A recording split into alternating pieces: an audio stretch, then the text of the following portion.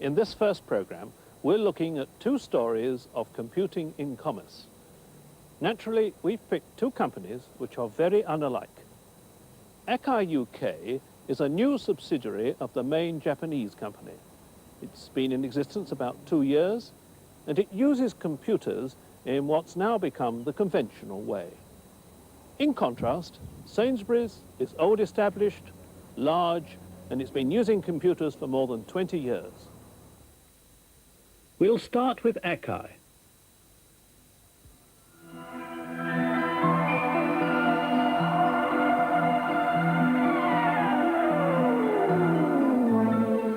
They import all kinds of hi-fi equipment, open reel recorders, loudspeakers, cassette systems.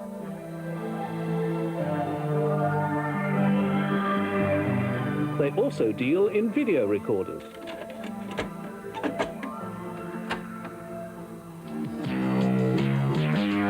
Hey man, the music turns you on.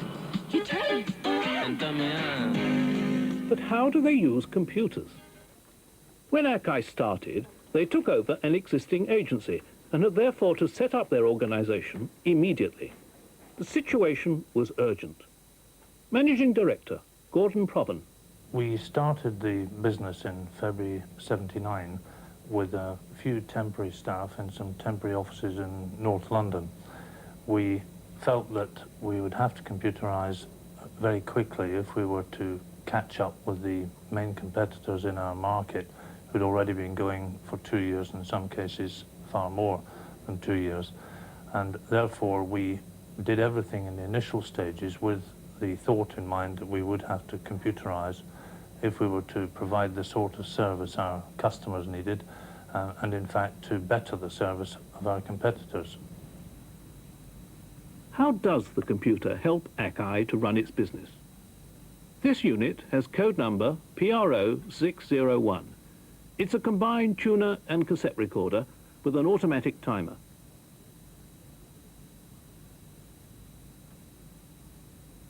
If a hi-fi shop wants to buy some of these, they'll phone their order to Akai. Good afternoon, Akai Sales. Sorry, Albany Hi-Fi. Pro 601, yes, hold the line please, I'll check for you. Before Akai accept the order, they need to know whether the unit's in stock in the warehouse. That's where the computer comes in. There are 4 video terminals linked to the computer. The sales assistant is using this one to check on stock levels. The number she's typing at the bottom of the screen identifies the item she's asking about, the PRO601. And stored inside the computer is information about the number of those items in stock.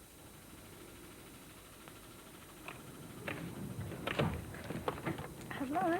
Yes, we do have some in stock. How many did you want? 5. No, they're 456.45. Could you just hold the line while I check your credit, please? Thank you. The computer can also deal with credit inquiries. That's option 3 on the list.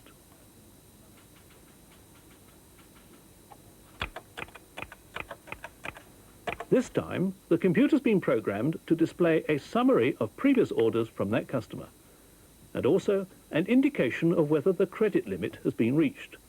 Once again, that's information stored inside the computer. Yes, your credit's okay. They should be with you in about 5 days. Okay, thank you. Bye-bye. Answering that inquiry took just a few seconds. That means that Akai can accept the order straight away, and in just a few days, 5 of those hi-fi units will be on their way to the dealer.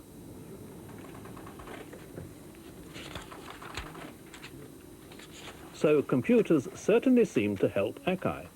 But how exactly did they get started? Gordon Provan. We didn't have any in-house computer expertise, certainly in depth. 1 or 2 people had some cursory knowledge, but not much more. So we felt we had to call in a consultant who would advise us on a system that would satisfy our immediate requirements and, naturally enough, our forward requirements. The brief was that it should be simple, obviously cost-effective, and flexible enough to add on more sophisticated programs in the future. And, of course, we wanted it yesterday. So with that brief, the consultants went away and came back and presented their findings to us, and we gave them the go-ahead in December 1979. The consultants had already developed a system using a small computer like this for a similar job. So when Akai came to them, their first thought was to use that system again, though of course there would have to be some amendments. Consultant John Maskell. Well, the next stage of the operation was to prepare a detailed business system specification in which all Akai's requirements for a computer system and the manual procedures that were associated with it would be fully defined and specified. Once we'd done that, we were able to compare Akai's requirements with the facilities that were offered by the already existing system which we implemented previously. As we'd anticipated, we found that in fact the degree of similarity was quite high and that we could make use of that system. There was one area in particular which was inappropriate and we would have to rewrite the programs for that area. We set about writing the programs and the machine was installed. We trained Akai's staff so that they were able to test the programs themselves, and only when both we and they were satisfied that the system was operating satisfactorily did we cut over to a full computerized operation. We would certainly not have been able to expand at the rate we have done without a computer system, because the manual systems would not have coped with the rate of increase of the business. We have in fact increased by about 3 times since we started, and that's without any overhead increase at all. Our credit control has also been simplified, and which consequently has improved our cash flow greatly. Again, I don't think we would have managed this without a computer system. Our staff have coped extremely well because they've not suffered from the usual fear of computers or computeritis, because we brought them into discussions at a very early stage. So all in all, we're pretty happy with the computer here at Akai UK. Akai's data processing requirements are typical of many companies, but the urgency of their problems was exceptional.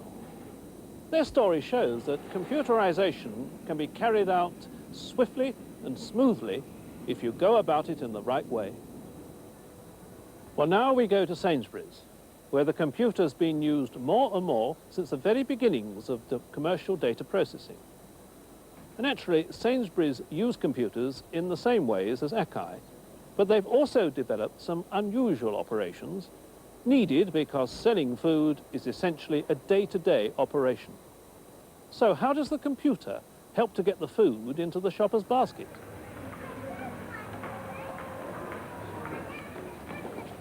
Sainsbury's have over 200 supermarkets. The one in this shopping precinct at Broadfields in Sussex was opened at the end of 1976. It's one of their largest supermarkets, and it stocks the full range of grocery products, fresh food, fruit and vegetables, frozen foods and drinks.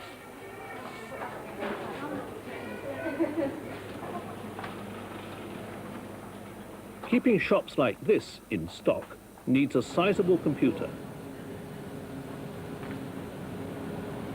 At Sainsbury's head office in London, this computer works night and day looking after the distribution of food. It's large because it has to do a big job.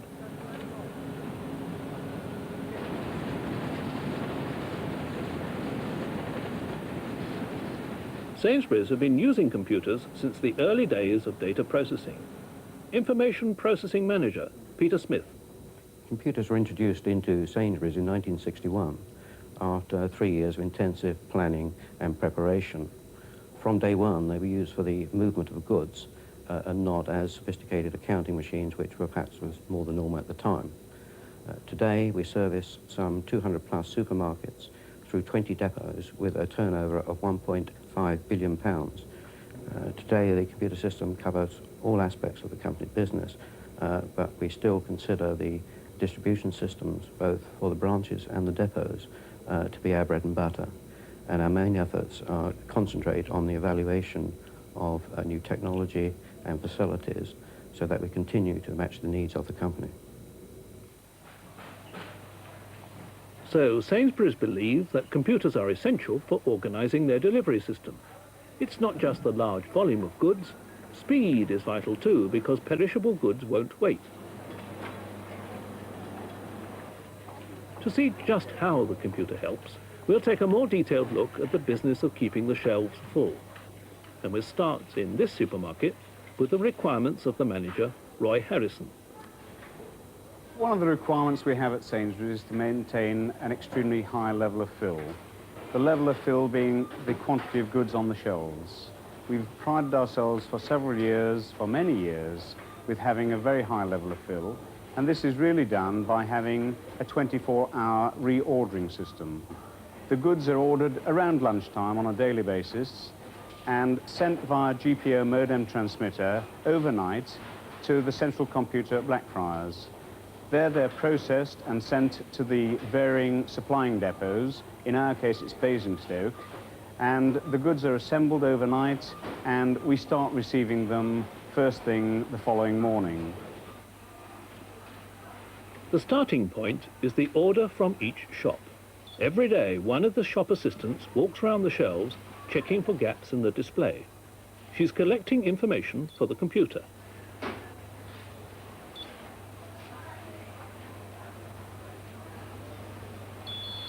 Every shelf has a label with a barcode, a row of vertical lines. That's a coded description of the commodity. These bars are for 200-gram jars of instant coffee.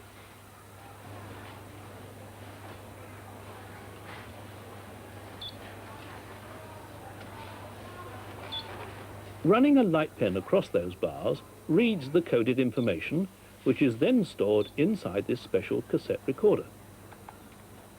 Reading the barcode once stores an order for one pack of the commodity. To order more packs, the assistant keys in the required quantity.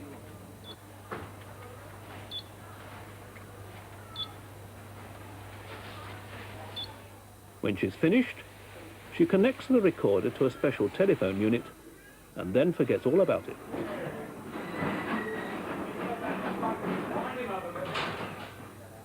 The final destination of that order is here, the Sainsbury's depot at Basingstoke in Hampshire, some 45 miles away.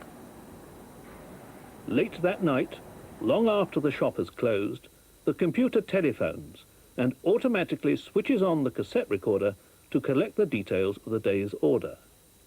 After which, it sends the order down another telephone line to a printer at the depot.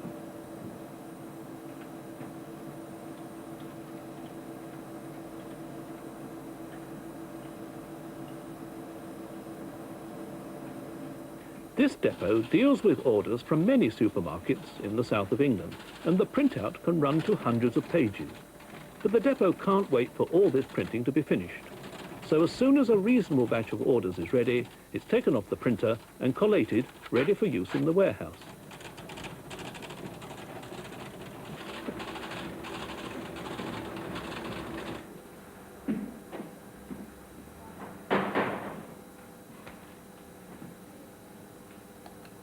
Sainsbury's call these documents debit notes because the goods listed on them are debited against a particular shop. These are for the shop at Broadfield, and there's enough stock on this list to fill up 5 pallets.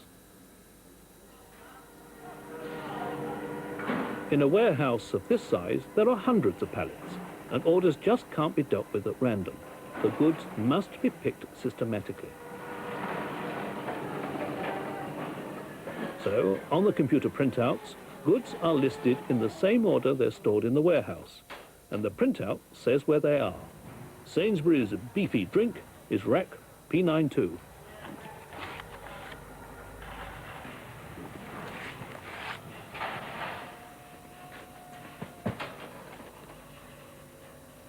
and the next items in rack P96.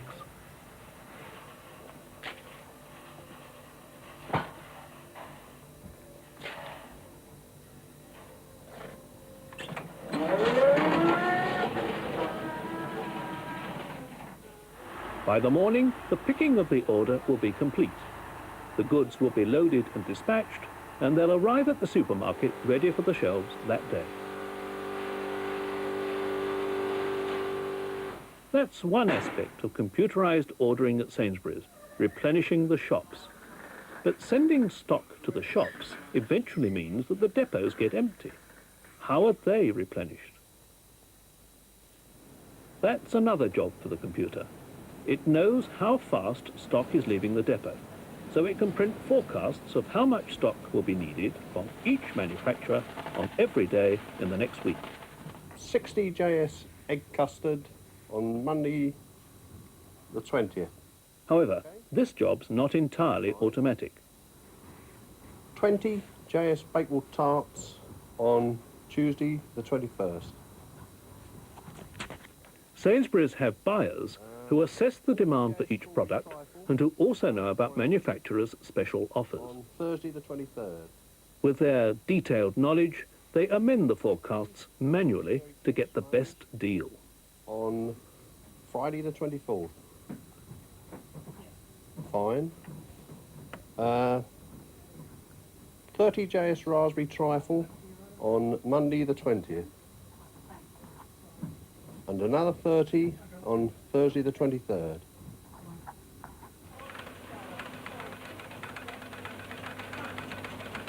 After this, the changes must be put into the computer. For example, 185 will replace 189. Although the keying is fast, entering just the changes saves a lot of time and effort.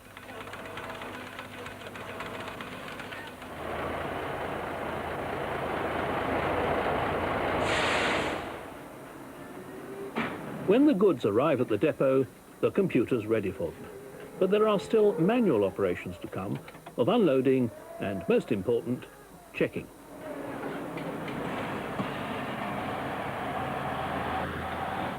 The computer may perhaps have ordered 112 cases of macaroni, but have 112 cases arrived? It needs human intervention to check that. The warehouseman gets a receipt note from the computer. It lists the goods expected, but doesn't give the quantity. He counts the boxes by hand and writes down the number actually delivered. So if there are discrepancies, they'll be noticed and be dealt with later on.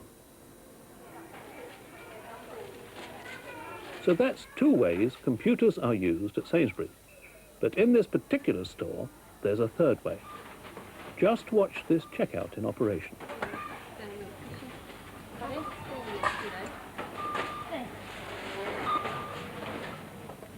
Instead of keying in prices, the cashier passes all the goods over this small window.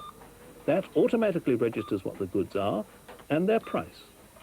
Once again, the secret's a barcode. Every single item in the shop has one of these codes on it. The code represents the commodity. Inside the window is a special laser scanner. This reads the code, which is then stored in a small computer. Even in slow motion, it's faster than keying in by hand.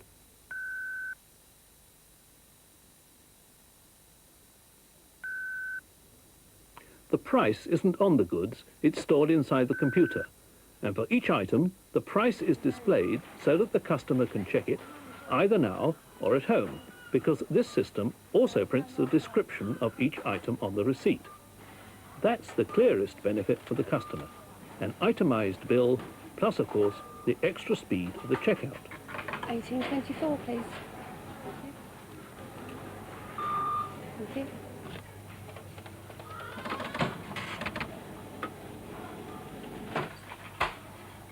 But how do Sainsbury's see the benefit?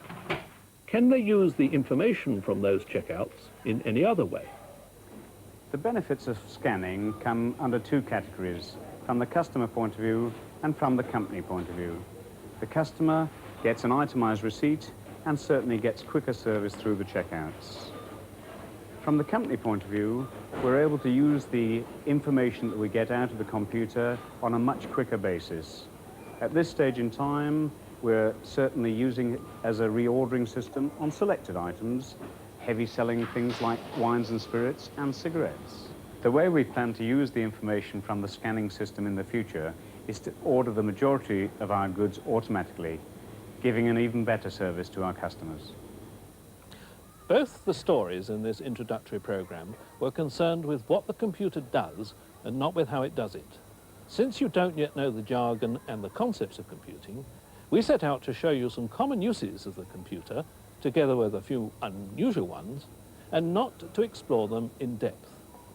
But from now on, the television programs link directly with your study of individual techniques and concepts, so that you're going to find that they form an integral part of your study of the main concepts in the course.